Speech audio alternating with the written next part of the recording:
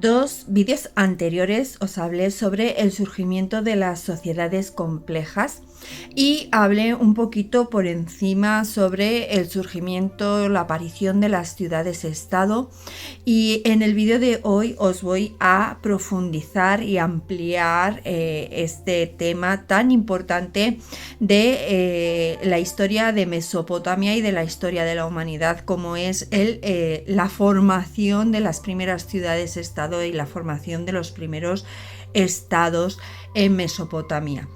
El estado es una forma centralizada y muy articulada de gobierno que surge como consecuencia de la estratificación económica y funcional. Es cuando se empieza la sociedad a estratificar y cada uno de sus componentes pues empieza a tener por ejemplo, no me lío, los artesanos son artesanos, los herreros son herreros, el administrador es administrador, el sacerdote es sacerdote. Cuando se empieza a producir esa estratificación y esa especialización en la sociedad es cuando aparece la forma de ciudad-estado. En este estado se establece un monopolio de la fuerza y de la ley que emana no de la costumbre o de la sanción social, sino de un gobernante, de los gobernantes. En este momento, en las necrópolis aparece una cierta diferenciación en las categorías y en las riquezas de las tumbas, y aparece también una arquitectura monumental, que no me salía, y una administración pública donde se empiezan a utilizar los cilindros, sellos y la escritura. También aparece un comercio a larga distancia y una agricultura intensiva e instituciones religiosas centralizadas. Existen varias teorías de cómo apareció este estado. La primera de ellas dice que apareció como una forma de los grupos sociales dominantes de defender sus intereses frente al resto de la población. Otra teoría dice que surgió como una forma beneficiosa en el plano organizativo y social para organizar toda esta estratificación social. Otra de las teorías es que apareció este estado como resultado de la confrontación entre grupos por la posesión de la tierra, lo cual originaría una desigualdad y esta estratificación social. Y la última de las teorías pues propone que fue una multitud de causas como la guerra, el crecimiento de la población, la agricultura intensiva, y todo ello se juntó para ser una de las principales causas de la formación del Estado. Eso fueron todas estas causas las que fueron la necesidad de que surgiera un estado para controlar todo. Ninguna de estas teorías explica totalmente la aparición del estado. Sin embargo, algunos investigadores se decantan por la explicación de la multicasualidad como el más adecuado la teoría más adecuada para explicar el surgimiento del estado. Otros factores que contribuyeron a la aparición de estas ciudades-estados y de estos estados, pues fue que se abandonó la organización tribal basada en el parentesco, adoptándose una organización territorial.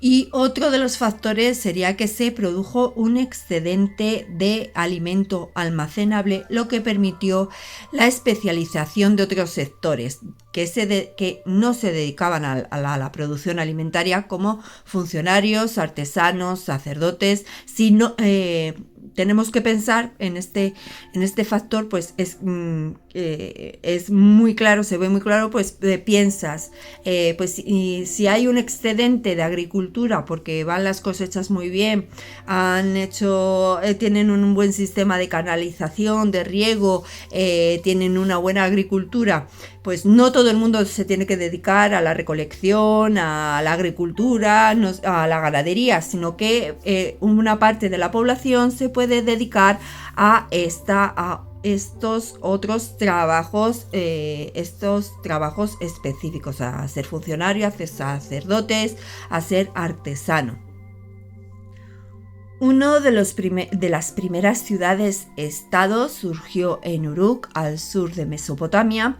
Aparece una nueva etapa sociocultural. Los avances tecnológicos y organizativos siguen avanzando y se da una organización política más centralizada.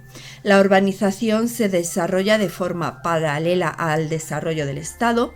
Los trabajos especializados son realizados por personas que no reciben una remuneración por ello y suelen tener una alta consideración y prestigio social.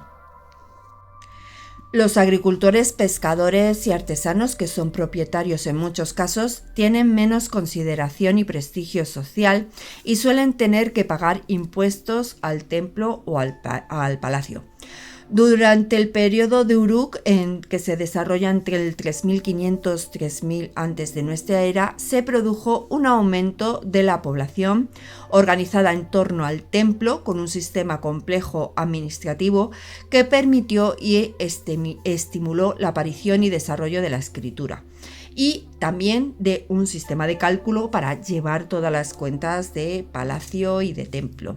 Además, permitió el desarrollo de la técnica de los cilindros sellos. Como innovaciones tecnológicas, pues destaca la aparición del carro, que va a revolucionar el sistema de transporte, y el desarrollo de la sistematización hidráulica, que permitía llevar agua a otras ciudades. Además, se comienza a usar el torno rápido y el torno de reducción para la producción de la cerámica. Otra de estas primeras ciudades-estados es la de Jemdet Nars, que se desarrolló entre el 3000 y el 2850 antes de nuestra era. En esta ciudad se produjo una aceleración con el desarrollo de asentamientos de Surupak, de Nippur y de Kish, y también de Snuna, que alcanzaron el rango de ciudades. En este periodo de Jemdet Nars aparece el palacio, que es un edificio complejo de arquitectura de prestigio que se diferencia del templo. Esto evidencia la aparición de una élite político-militar. Este periodo de Jemdet Nars no es una ruptura con el de Uruk, sino una aceleración de la urbanización. El desarrollo sociopolítico y económico no se produjo de forma homogénea en toda Mesopotamia. Este desarrollo fue mayor en la zona aluvial del sur y en la zona del norte pues se produjo un retroceso durante la primera mitad del primer cuarto milenio antes de nuestra era. La sociedad se siguió basando en un sistema de jefatura territorial y los asentamientos no alcanzaron el rango de ciudad hasta época tardía en esta zona del norte de Mesopotamia. Os recuerdo que estoy hablando de esto. En esta zona del norte no se desarrolló esta élite hasta época más tardía, ni tampoco el templo. Uruk extenderá, la ciudad-estado de Uruk extenderá su influencia a zonas de la periferia como Siria, Anatolia e Irán. Mientras que duró esta influencia de Uruk, se produjo en estas zonas un desarrollo de una primera urbanización.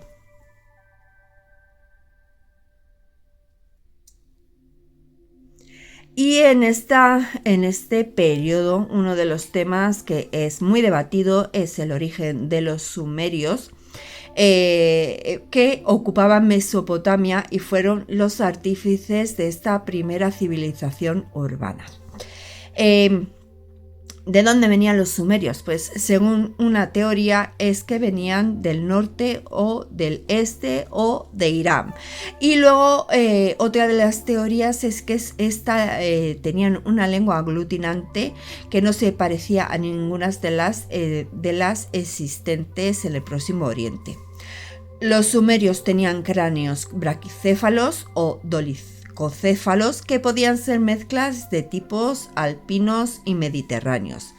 La lengua aglutinante sumeria es propia de la zona, al igual que los mitos y las leyendas sumerias. Arqueológicamente tampoco existe una ruptura que nos indique pues, que ha habido una llegada de pueblos de fuera, de pueblos extranjeros.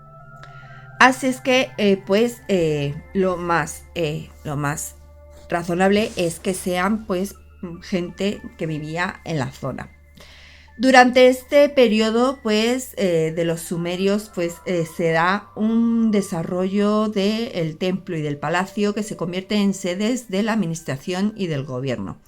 El templo era un lugar de culto, la casa de Dios. Los sacerdotes ofrecían una atención al culto diario de los dioses, además de ofrecer los cultos en las grandes festividades que solían coincidir con las relacionadas con las cosechas, con el calendario agrícola, solían coincidir con las cosechas, con las recogidas de las cosechas.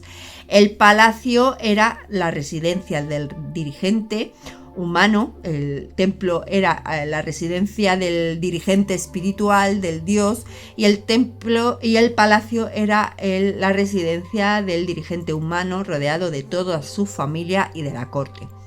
El palacio y el templo, sedes de administración y de gobierno, era donde se guardaban los excedentes de los excedentes agrícolas y era desde donde partía todo el sistema redistributivo. En ambos, en el palacio y en el templo, trabajaban personas especializadas en la administración de gobierno y en la producción, también escribas, contables y jefes, supervisores del catastro, mercaderes, artesanos, soldados. La base económica de estas ciudades-estado era la posesión de las tierras y de los recursos. Existían tierras de propiedad de las familias en las comunidades rurales que tributaban a los palacios y a los templos. Las comunidades rurales pagaban diezmos sobre la producción de sus cosechas. Este impuesto variaba según la necesidad del templo y del palacio. Además, su población tenía que hacer unas prestaciones obligatorias como ciertos trabajos agrícolas, la construcción, el mantenimiento de los canales, las murallas, y también podían ser reclutadas. Además, los palacios y los templos contaban con ingresos que obtenían del comercio. Y así se produjo el desarrollo de las primeras ciudades-estados, donde destaca la centralización y la especialización de la sociedad.